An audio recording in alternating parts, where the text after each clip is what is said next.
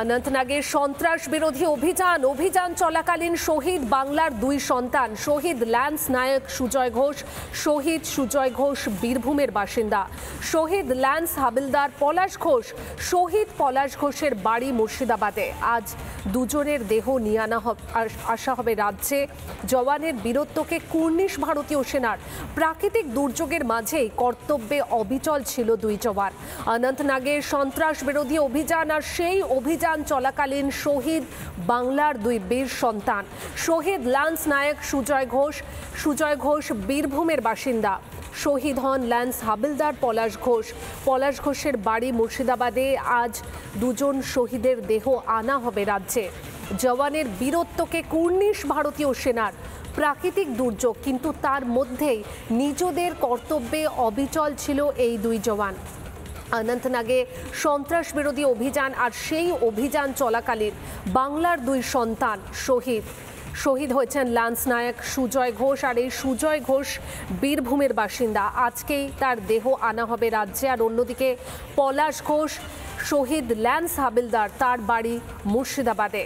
সন্ত্রাস বিরোধী অভিযান, সেই সময় প্রাকৃতিক দুর্যোগ, কিন্তু তার মাঝেই নিজেদের কর্তব্যে অবিচল ছিলেন এই দুই জওয়ান। এবং সেই সময় যে সন্ত্রাস বিরোধী অভিযান চলছিল, সেই অভিযান চলাকালীন শহীদ হন বাংলার এই দুই বীর সন্তান। পরিবারে শোকের ছায়া।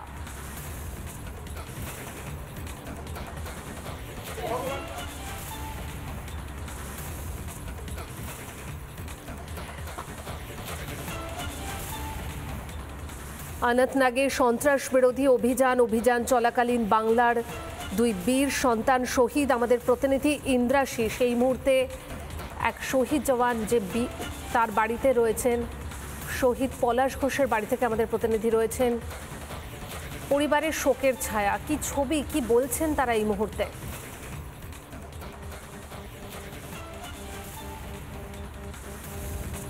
একদমই, দেখো এই মুহূর্তে রয়েছে মুর্শিদাবাদের হরিহরপাড়ায় রুকনপুর এলাকা, এবং যেখানে এই শহীদ জওয়ান পলাশ ঘোষের বাড়ি, তার বাড়িতে এই মুহূর্তে আমরা রয়েছি। অনন্তনাগে সন্ত্রাস বিরোধী লড়াই চলাকালীন তার মৃত্যু হয়েছে।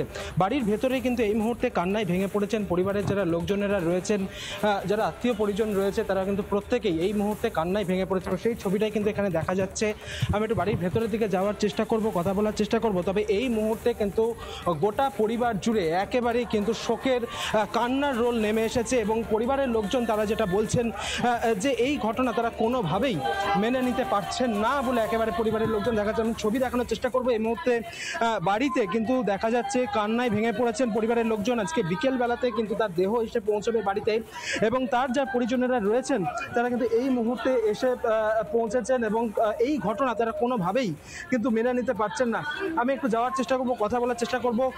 উনি মা তো, একটু আমি ভেতরের দিকে ঢুকবো। বলছি যে কি হয়েছে, কি শুনলেন, কি খবর এসে পৌঁছলো আপনাদের কাছে? একজন এসেছিল খবর দিতে, ওইটা শুনেছি। বাবা কি বোমাকে কি বলেছে সবাইকে কি আমি জানি না, আসতে দেখেছি বাবা আমার ধন গেছে। আজকে কখন দেহ এসে পৌঁছলো? 3টের পরে দেহ। খবর পেলেন আপনারা?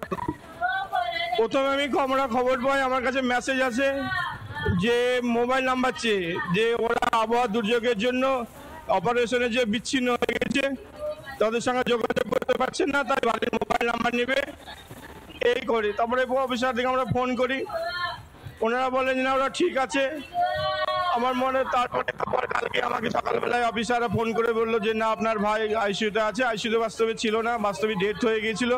কিছুক্ষণের পরে আমাকে জানালো যে নাই, এই খবর। তুমি দেখতেই পাচ্ছ পরিবারের লোকজন তারা কিন্তু এই প্রতিনিধি ইন্দ্রাশিস যে ছবি তুলে ধরলো, কান্নায় ভেঙে পড়েছে পরিবার। আর অন্যদিকে সুজয় ঘোষের বাড়ি থেকে আমাদের আরেক প্রতিনিধি মনোরঞ্জন রয়েছে।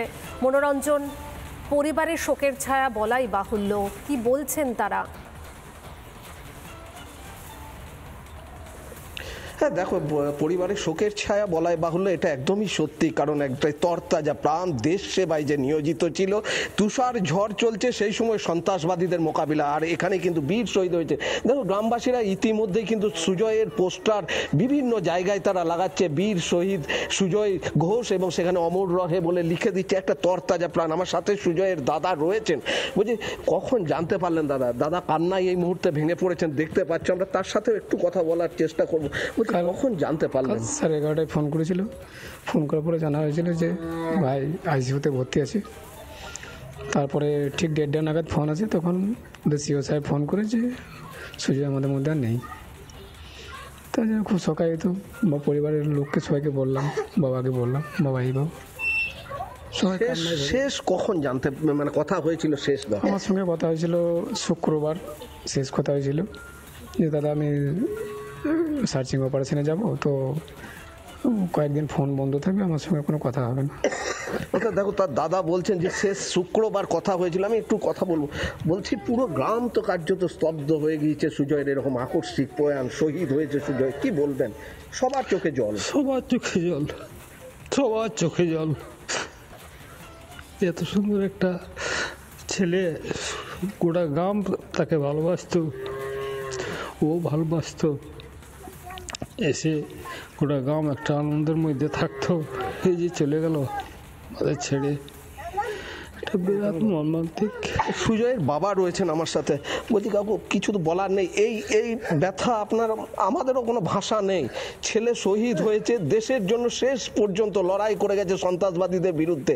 এটাই সব থেকে এই মুহূর্তে বড় পাওনা। আর কি বলবো আপনাকে, মানে বোঝানোর ভাষা আমার কাছে নেই। আপনি কি বলবেন? আমি বলবো একটি কথা বলবো যে দেশের জন্য আমার ছেলে শহীদ হয়েছে, আমার এটা খুব ভালো লাগে। মনোরঞ্জন কান্নায় ভেঙে পড়েছে বাবা, এই ছবি সত্যি ভাষায় প্রকাশ করা যায় না। পরে ফিরবো মনোরঞ্জন, ধন্যবাদ। নানা ধরনের কন্টেন্ট দেখার জন্য লাইক করুন, শেয়ার করুন আমাদের ফেসবুক পেজ, সাবস্ক্রাইব করুন আমাদের ইউটিউব চ্যানেল। পাশাপাশি অন্যান্য ব্রেকিং নিউজের জন্য অবশ্যই চোখ রাখুন রিপাবলিক বাংলায়।